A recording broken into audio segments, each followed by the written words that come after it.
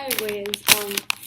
Welcome to video 15 for Are You There? Are You There? Ostracism by Cell Phone Text Messages. Your classroom is right there. Look. No, you can't see. Look, right there. This is Virga. This is my lunchtime. Completely besides the point. Okay, so to begin with, there are various areas of ostracism. One being ignored and excluded. One is social exclusion, and the last one being rejection. Hi, celebrity. Hi. All of these areas were. Justin Reynolds. I'm making a video right now. Look, that's you from the past. I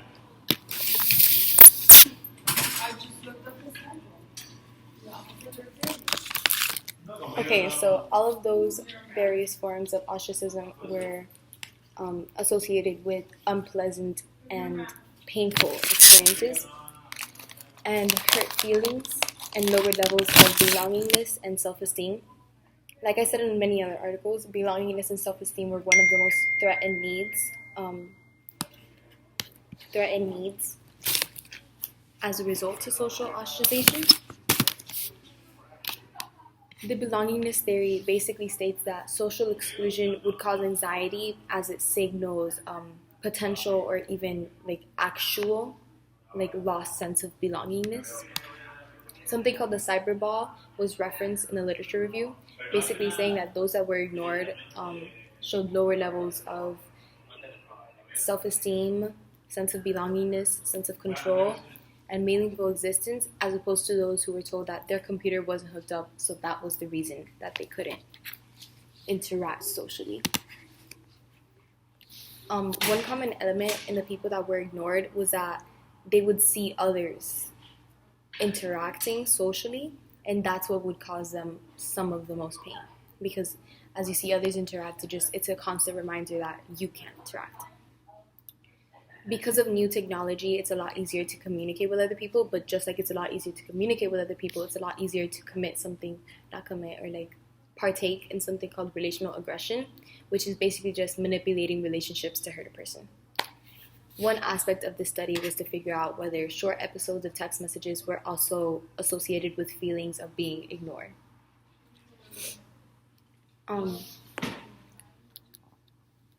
When these targets having social ostracism acted upon them felt bad or had felt lower levels of self-esteem, belongingness, meaningful existence, control, blah, blah, blah, they activated a part of their brain called the anterior cingulate cortex, as opposed to when it wasn't activated, it was because their levels were higher, meaning they weren't being ostracized. So, two of the major forms of ostracism are social ostracism, which is basically just giving someone the silent treatment, and physical ostracism, which is physically removing yourself or physically unassociating yourself with someone. Individuals that were ostracized from text do not have to endure the pain of being in the presence of others while ignored, so it reduces the pain to a certain degree. However, with that being said, it's still an immense amount of pain that they feel because of the loss of sense of belongingness, self-esteem, meaningful existence, blah, blah, blah.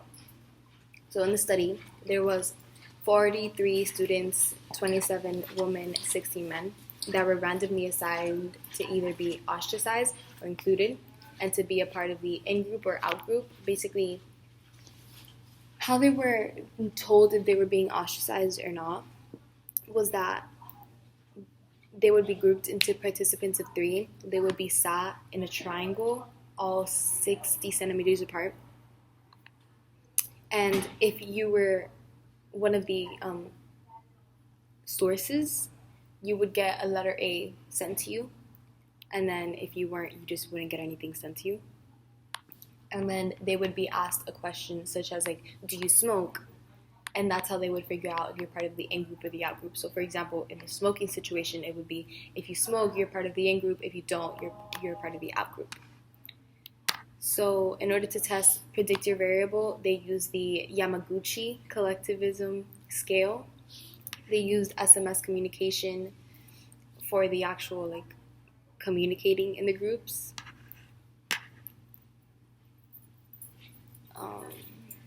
At the end of the study, they completed a questionnaire in order to figure out where they had the lowest levels of everything.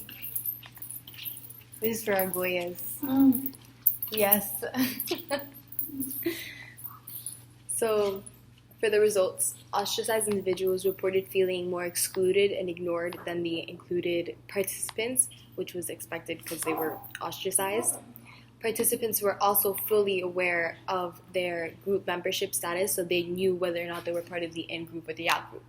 Participants who were ostracized felt a lower level of sense of belonging, lost sense of control, meaningful existence, and self-esteem. And participants who were ostracized reported having more negative moods, were angrier, and wanted more harmony in the group than those who were included, partly because the people that were included didn't necessarily have to feel the harmony because they were in the harmony. They didn't need to feel more included because they were already included. Personal attributions as a result of ostracism were that participants that were ostracized would usually resort to, it was my fault. I was ostracized because I didn't smoke, and that was one of the reasons. Or they resorted to blaming it on something else, such as it was technical difficulties, my messages weren't going through, or they blamed the experimenter. Participants in the ostracism condition also typed, some of them at least, typed some sort of message to provoke the other people, an example of those messages are why are you ignoring me? Stuff like that. They also sent out other things, but that was the most significant one. So yeah.